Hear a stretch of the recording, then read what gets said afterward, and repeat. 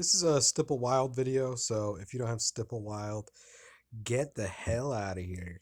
Alright, I'm going to show you how to draw this thing, or how you can create this image in Stipple Wild.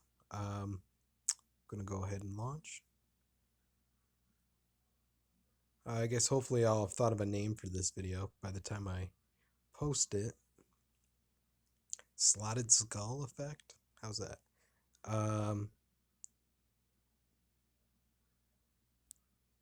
Let's find a skull. An image like this, it's not, it's not full of detail.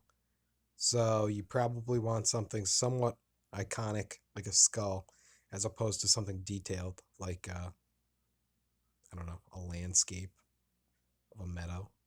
All right, so let's pick yellow. We don't have to pick yellow, but we're going to pick yellow for our dot and black for our background. Okay, so first off, let's go to our dot shape, and we're going to want to pick line. No, not line HS. We want line VHS. So that's a vertical line. We'll draw it real quick. That's these vertical lines. All right, now we're going to hit the plus button on dot size. That's going to increase our max dot size so we can draw bigger dots.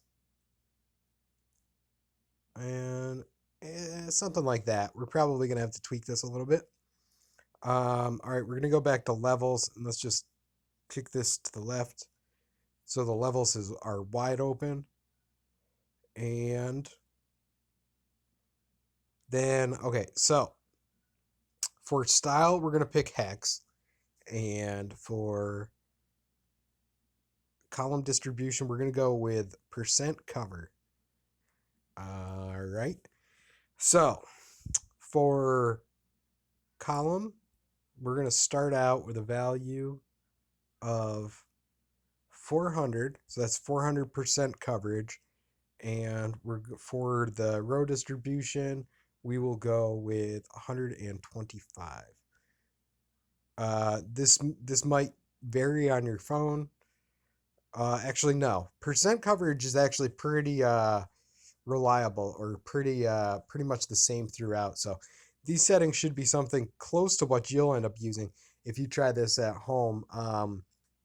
Now we're going to put in a Y wave, and we're going to put in number of, and we'll go with 7, and we're going to go with an amplitude of 15. Now this value right here, you might want to use something like 30. You might need to use a higher value. It all depends on screen resolution. So this particular device is 800 pixels wide. If you're using something like a 1080 or 1440 or something, you're going to want to increase that value. I think that's good enough to get us started. So let's go ahead and hit fill. Yeah, that's it. But let's go into some of the specifics here. All right. So if we were to be using dots and not this vertical line shape, you would see that 400% coverage would put the dots very close to each other. It would basically be covering the entire screen with dots about 4 times over, give or take. That's not exactly accurate. But since we're using these vertical lines, and in the system, like the dot shape itself has a box around it that's bigger than the vertical line. That's why you have to increase your whatever. Just go with 400% if you're using something like the vertical lines.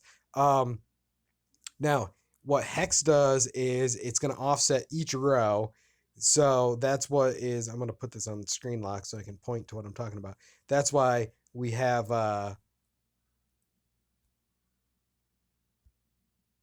that's how we can get each line, like each row of lines, to almost insert itself into the next one, and that's how we can get this cool pattern. Now let's see what else is important. the Y waves, since we're drawing uh horizontal rows, right? Like our column distribution makes it so our dots are tight, and it ends up making these rows as opposed to something more like columns. Um, that makes it so we have Y waves. Now, if we were using X waves, like you probably wouldn't notice if we put an X wave. So let's not even go down that route. Uh, and then we're using 7, so that's not it's not a whole ton of waves. It's less than the default of 10, and then the amplitude not being all that high also is keeping the placement um, it's limiting the placement. So we end up with this kind of interesting pattern, and I guess that's all we need to really talk about. All right, thanks for watching. If you come up with something cool, let me see it.